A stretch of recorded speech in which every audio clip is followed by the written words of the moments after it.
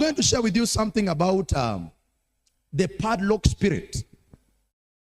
The padlock spirit is a spirit that is limiting a lot of people from accessing their blessings and accessing their breakthroughs.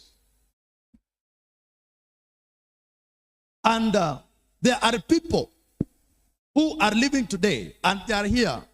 They are living a padlocked life. A life that is limited. A life that is full of struggle. A life that is full of limitation. A life which is full of confusion. But I pray that in this service, you will pay attention and listen and pray with me and break that padlock that is locking your life in Jesus' name.